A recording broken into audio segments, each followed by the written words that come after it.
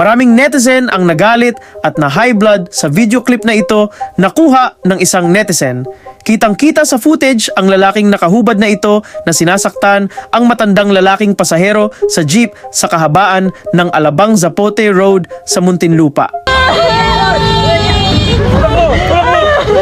Pero hindi lang yan ang nakakagalit. Habang walang habas sa pananakit ang lalaki at porsigidong saktan ang matanda, parang walang pakialam ang driver at ayaw pa ring paandarin ang jeep kahit nakiusap na sa kanya ang may edad ng biktima. Paandarin mo na kasi! Paandarin mo na!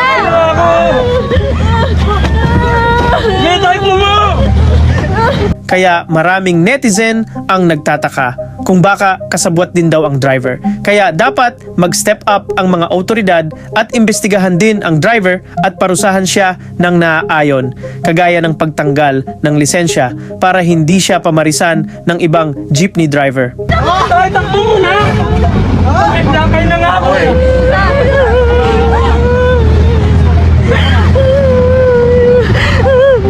Tama na po, tama na!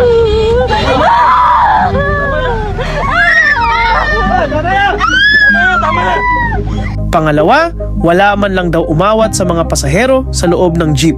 Marami ring netizen ang nainis sa ilang pasaherong iyak ng iyak, samantalang yung isang lalaking pasahero naman ay nakaupo lang daw at walang ginawa.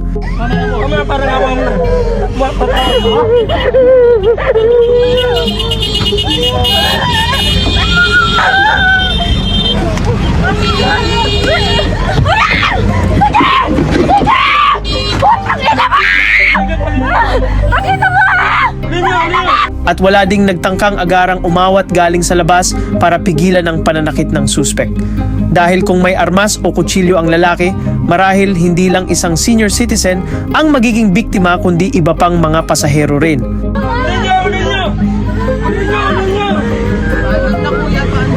Tagal mo eh!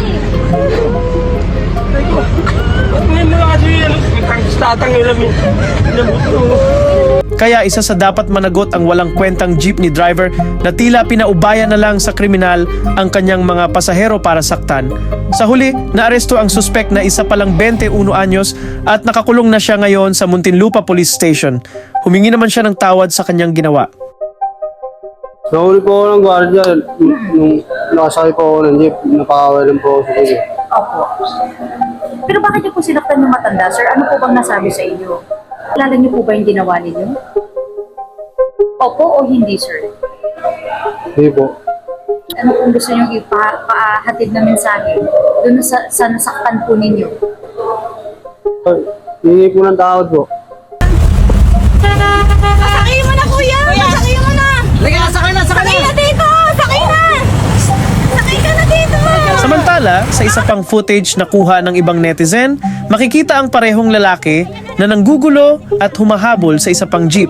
Dahil sa kanyang hindi pangkaraniwang kilos at asal, hindi pa matukoy kung mayroon siyang problema sa pag-iisip o kung nasa impluwensya lamang siya ng alak o ipinagbabawal na gamot.